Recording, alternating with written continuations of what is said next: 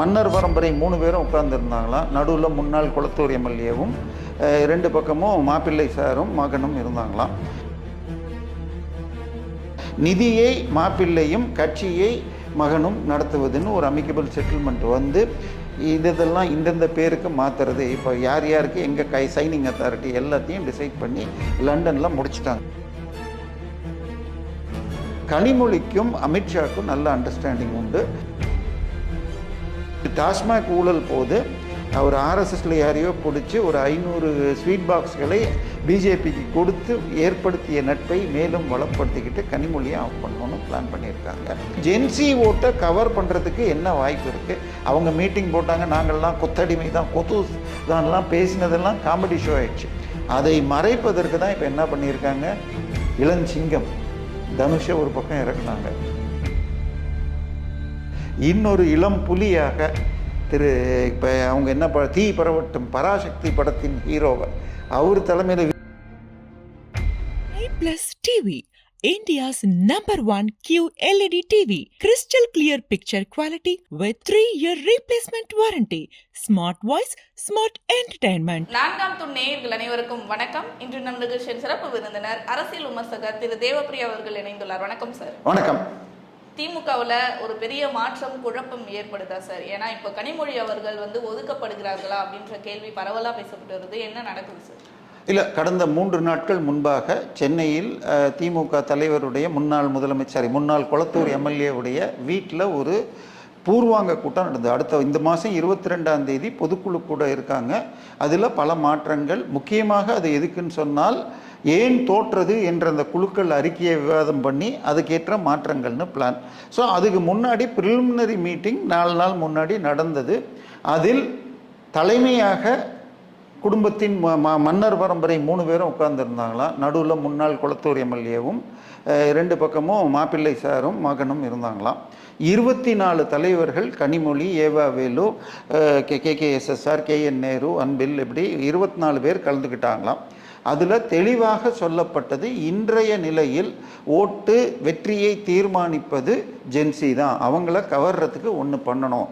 அதில் முக்கியமான சிக்கல், நம்ம எல்லாரும் வயதானவர்கள் கட்சிங்கிற மாதிரி ஆயிடுச்சு. அதனால இனிமேல் மாவட்ட செயலாளர்கள் 70 வயசுக்கு மேலே கிடையாது அப்படின்னு சொல்லி, அடுத்தது ஒரு மாவட்டம் இப்போ தமிழ்நாட்டில் சட்டப்படி 38 மாவட்டம் இருக்குது. ஆனால் கட்சிகளில் 56, 58லாம் வச்சுருக்காங்க. ஒரு மாவட்ட செயலாளர்னு சொன்னால் 5 எம்எல்ஏலேருந்து 7 எம்எல்ஏ வரைக்கும் இருக்காங்க. இப்போ அதை குறைத்து 2 எம்எல்ஏக்கு ஒரு மாவட்டம் அப்படின்னு பிரித்து 117 மாவட்ட செயலாளர்கள் போட போகிறாங்க. அப்போ இவங்களுடைய பவர் எல்லாம் குறைய போகுது. இப்போது சேகர்பாபு எடுத்துக்கிட்டிங்கன்னா வட சென்னையில் இருக்கிற 6-7 தொகுதி அவர் தான் முடிவு பண்ணுறாரு. ஆனால் அதில் அவர் தொகுதியை தவிர மீதியெல்லாம் தோத்துட்டார். ஸோ இதனால் இப்போ அவங்களுடைய பவர் குறையும். இதை கேட்ட உடனேயே அங்கேயே எங்களுக்கே வயசாயிடுச்சு, நாங்கள் இனிமேல் மாவட்ட செயலாளராக இருக்கவில்லை என்று KKSSR, தங்கம் தென்னரசு போன்றவர்கள் சொல்லிட்டாங்களாம். ஸோ இதை யாரும் பெருசாக எதிர்க்கலை. மீட்டிங் முடிஞ்சு, ஏன்னா அந்த இடத்துல எதிர்த்தாலும் எடுபடி ஆகாது. ஏதாவதுன்னா ஒரு ரிப்போர்ட் எடுத்து காட்டிடுவாங்க, இது நாங்கள் உளவுத்துறை வந்துச்சு, பெண் நிறுவனம் கொடுத்துச்சுன்னு. அதனால 24 பேரும் கம்முன்னு கேட்டுட்டு வந்துட்டாங்களாம். அதன் பிறகு TR பாலு ஒரு 2-3 பேர்கிட்ட, தலைவா நம்மளையெல்லாம் இது பண்ணிட்டு குடும்பம் தன் கையில் எடுக்க பார்க்குறாங்க, என்ன பண்ணுறது அப்படின்னாராம். யோசிப்போன்னு சொல்லியிருக்காங்களாம்.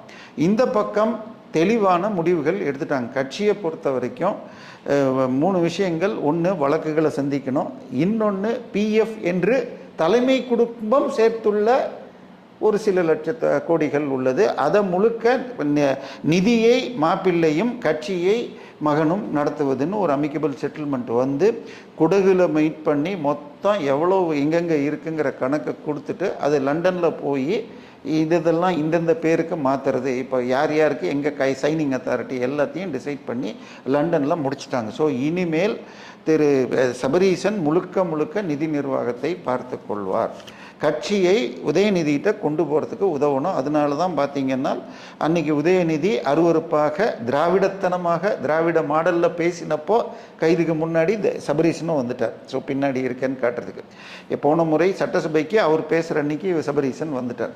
ஸோ ஸோ இது மாதிரி அரேஞ்ச்மெண்ட். இப்போ ஒன்றே ஒரு சிக்கல் என்னென்னா, கட்சியை பொறுத்த வரைக்கும் இது திமுகன்னா திராவிட முன்னேற்ற கழகம் கிடையாது, இது கருணாநிதி பிரைவேட் லிமிடெட்னு பண்ணிட்டாங்க. ஆனாலும் கனிமொழி எழுந்தாங்கன்னு வச்சுக்கோங்க, இப்போ அவங்களும் கருணாநிதி வாரிசு தானே. இன்னும் இவரோட பேச்சு திறமை, தமிழ், இங்கிலீஷ், ஹிந்தி 3லையும் பேசக்கூடிய திறமைங்கிறார். இவர் துண்டு சீட்டு கொடுத்தாலே தப்பு தப்பாக பேசுவார். பகலில் இவருக்கு சூரியனே இவருக்கு இப்போ மத்தியானம் 3 மணிக்கு தான் விடியும்னு சாயந்தரம்னு சொல்கிறாங்க. ஸோ அவர் எழுந்துட்டா அவருக்கு பின்னால் எத்தனை பேர் சேருவாங்கன்னு சர்வே பண்ணதில்ல. எம்பிஸை பொறுத்த வரைக்கும் 12 பேர் தெளிவாக இளைஞர் திமுகவை சேர்ந்தவங்க, ஒரு 4 பேர் ஏவாவேலு இல்லை மற்றவங்க ஆட்கள், மீதம் ஒரு 7 பேர் ரொம்ப வயதான சீனியர்கள். அவங்க யாரையும் கேட்க மாட்டாங்க, எந்த பக்கமும் சேர மாட்டாங்க. உதாரணமாக ஜெகத் ரட்சகன், டிஆர் பாலு போன்றவர்கள். இவங்களை எல்லாமும் கேஸ் இருக்கிறதுனால இங்கே வந்துடுவாங்க. கனிமொழிக்கும் அமித்ஷாவுக்கும் நல்ல அண்டர்ஸ்டாண்டிங் உண்டு. உங்களுக்கு தூத்துக்குடி 2019 தேர்தலில் தமிழிசை நின்னப்போ நல்ல ஃபைட்டு கொடுத்தாங்க. இந்த முறை சிக்கல் இருக்குன்னு கேட்டுக்கொண்டதற்காக தூத்துக்குடியை தமிழ் மாநில காங்கிரஸ் கொடுத்து 3வது இடத்துக்கு போயிட்டாங்க. ஸோ எளிதாக ஜெயிச்சுட்டு போயிட்டாங்க. அதனால இப்பொழுது டெல்லியோடு அண்டர்ஸ்டாண்டிங்கு இனிமேல் சபரீசன் பார்த்துக்கணும். அந்த டாஸ்மாக் ஊழல் போது ஒரு ஆர்எஸ்எஸ்ல யாரையோ பிடிச்சி ஒரு 500 ஸ்வீட் பாக்ஸ்களை பிஜேபிக்கு கொடுத்து ஏற்படுத்திய நட்பை மேலும் வளப்படுத்திக்கிட்டு கனிமொழியை ஆஃப் பண்ணணும்னு பிளான் பண்ணியிருக்காங்க. ஸோ இந்த வேலைகளில் வருகின்ற 22ஆம் தேதி இருக்கிற போது மாவட்ட செயலாளர் இன்க்ரீஸ் பண்ணுறது, சில பதவிகள் மாற்றம், அப்படி கனிமொழிக்கு ரொம்ப ஏதாவது வந்ததுன்னா சும்மா ஏதாவது டம்மி அமைப்பு செயலாளர் அப்படின்னு எதையாவது ஒரு டம்மி போஸ்ட்டை கொடுத்து அமுக்கிறதுன்னு திட்டம் போட்டிருக்காங்க. இதை தாண்டி ஜென்சி ஓட்டை கவர் பண்ணுறதுக்கு என்ன வாய்ப்பு இருக்குது? அவங்க மீட்டிங் போட்டாங்க, நாங்கள்லாம் கொத்தடிமை தான், கொத்தூஸ் தான்லாம் பேசினதெல்லாம் காமெடி ஷோ ஆயிடுச்சு. அதை மறைப்பதற்கு தான் இப்போ என்ன பண்ணியிருக்காங்க, இளஞ்சிங்கம் தனுஷை ஒரு பக்கம் இறக்குனாங்க.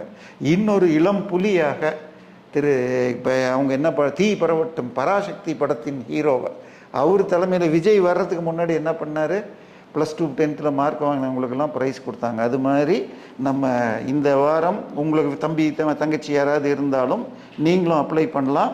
திரு தனுஷ் அவர்கள் இது அதே மாதிரி பண்ணுறாரு. சார் கொஞ்சம் கேமராமேன் இதை பார்த்துக்கோங்க, இந்த மீட்டிங். ஸோ எல்லாரும் அப்ளை பண்ணி இதை வாங்கிக்கலாம். ஸோ சிறப்பு ஊக்கப்பரிசு 2026 10வது 12வது பொதுத் தேர்வில் ஒரு மாவட்டத்துலேயும் அதிகம் வாங்கினவங்க. இதுதான் விஜய் உள்ள வந்த டெக்னிக். ஸோ இப்பொழுது இதையே சிவகார்த்திகேயன் பண்ணிக்கிறார். ஸோ இப்போ விஜய்க்கு வாங்கிய 35 தாவேக்கா வாங்கினது விசிலுக்கு 35%. அதில் ஒரு 5-6% உங்களுக்கு என் தம்பி என் பையன் சொன்னான், என் பேரன் சொன்னான்னு போட்டவங்கள்லாம் இப்போ கொஞ்சம் டல், அவங்க போடுற மாதிரி இல்லை, சட்டம் ஒழுங்கு இல்லை, கரண்ட் பில் ஏறிடுச்சு அப்படின்னு. ஸோ மீதம் உள்ள 29% தனுஷ் ஒரு 5%, இவர் ஒரு 5% எடுத்தால் 20 ஆச்சுன்னா திமுக முன்னேற முடியும் அப்படின்னு ஒரு பிளான் பண்ணுறாங்க. எலெக்ஷன் வந்தால் இவங்களில் யாரோ ஒருத்தர் திமுகவுடைய இணைஞ்சோ ஆதரவோ கொடுத்துக்கிற மாதிரியும் பண்ணிக்கலாம். ஸோ திமுக ஒரு திட்டம் போட்டு தெளிவாக நகர்த்துகிறது. இதன் முக்கியமான பிளானு கட்சியை உதயநிதி கையில் கொடுக்கணும். கட்சியில் வந்த பார்ட்டி ஃபண்டை இது சபரீசன் பார்த்துக்குவார். வழக்குகளை சந்திக்கிறது அவங்கவுங்க பார்த்துக்கணும். இதில் நம்மளுடைய முக்கிய தளபதியாக போன ஆட்சியில் ஏடிஎம் நம்பர் 1ஆக இருந்த செந்தில் பாலாஜி கடந்த ஒரு வாரமாக திமுகவின் யார் ஒருவருடைய ஃபோனையும் எடுக்காமல் சைலண்ட் மோடில் இருக்கிறார். அவர் டெல்லிக்கு தாவேக்கா அவரை சேர்த்து கொள்வதாக இல்லை. டெல்லிக்கு ஃபீலர் விட்டால் டெல்லியும் இன்ட்ரெஸ்ட் காட்டல. இப்பொழுது அதிமுக எடப்பாடியிடம் பேசிட அவருக்கு துணை பொதுச் செயலாளர் போஸ்ட் அதிமுகவில் இன்றைக்கு கேபி முனுசாமி இருக்கா மாதிரி post with additional incharge Coimbatore, Tiruppur and Karur, Kongu பகுதி அப்படின்னு கொடுத்தால் இங்கே வந்து சேர்ற மாதிரி இருக்கார். அப்படி இங்கே சேர்ந்துட்டு டெல்லியோட இணக்கம் காட்டிக்கொள்ளலாம் அப்படின்னு இருக்கார். செந்தில் பாலாஜி வரும் வாரங்களில் அதிமுகவை நோக்கியும் போகக்கூடும். அது நல்லதுன்னு தான் திமுகவும் பார்க்குறாங்க. இனிமேல் அவரை வச்சு ஒன்றும் பண்ண முடியாது, ஜெயிச்சால் கூட அவரை மந்திரியாக போட முடியாது. ஸோ அவர் முடிஞ்சு போச்சுங்கிற மாதிரி. ஏன் சார் செந்தில் பாலாஜி அவர்களை வந்து ஸ்டாலின் அவர்களே பல இடத்துல புகழ்ந்து அவர் வந்து சாதாரண ஒரு அரசியல் சாம்பவான் மாதிரி ஒரு அதெல்லாம் நீங்கள் இப்போ எலெக்ஷனில் தோக்கிறதுக்கு முன்னாடி இப்போ இந்த முறை அவரை குதிரை பேரம்னு அவர் பேரில் போனப்போ ஒன்றும் அறிக்கை கூட வரலையே. ஏவாவேலு கைது பண்ண போட பழிவாங்க நடவடிக்கை ஏதோ ஒரு அறிக்கை வந்துச்சு. இவருக்கு RS பாரதியை தாண்டி யாரும் சப்போர்ட் பண்ணி ஒன்றும் கொடுக்கல. அதனால் இப்போ குதிரை பேர வழக்கம் உடஞ்சிட்டு இருக்க மாதிரி இருக்குது. அதில் முக்கியமாக சொல்லப்பட்ட லயோலா காலேஜ் முன்னாள் மாணவர் இவர் அவரும் ஜாமீனில் வந்து நேற்று கொடுத்த பேட்டியில் நான் ஒரு முறை கூட பேசினதில்லை, என்னை வச்சு அவரை ஃப்ரேம் பண்ணுற பார்க்குறாங்க, நான் அவரை சந்தித்ததே இல்லை அப்படின்னு இருக்கார். ஸோ அந்த கேஸ் எடுபடாது. செந்தில் பாலாஜி விரைவில் அதிமுக செல்ல வாய்ப்பு இருக்கிறது. ஆனால் அப்படி அதிமுக சென்றுட்டா திமுகவின் பலமா இருக்கு. திமுக இத்தனை தோல்விகளை கண்டாலும் இவ்வளோ பெரிய அலையிலுமே வந்து செந்தில் பாலாஜி அவர்கள் புது தொகுதி கோவையிலே ஜெயிச்சிருக்காரு. அப்படி ஒரு பலத்தை வந்து அவருடைய சொந்த ஊரான கரூர்ல தோத்துட்டாங்கல்ல. விஜயபாஸ்கர் தானே ஜெயிச்சாரு. இப்ப விஜயபாஸ்கர் அதிமுகலேருந்து கரூரை ஜெயிச்சால் இப்பொழுது அந்த கல்குவாரி ஓனரும் பல ஊழல் மன்னருமான விஜயபாஸ்கர் தாவேகா சின்னத்தில் இன்னும் பெருசாக கரூரை எடுத்து தருவார். அவர் கோயம்புத்தூர்லேயும் கொண்டு போனாலும் கொண்டு போகலாம். கோயம்புத்தூரில் அவரும் ஒன்றும் பெரிய வெற்றி கொண்டு போகல, 3 சீட் ஜெயிச்சாங்க. பட் ஆனாலும் செந்தில் பாலாஜி வச்சுக்கிறதுனால கெட்ட பேர் அதிகம்தான். அவராக இருந்தால் இருக்கட்டும், போகிறதுனா போட்டுன்னு ஸ்டாலின் குடும்பம் முடிவு செஞ்சிடுச்சு.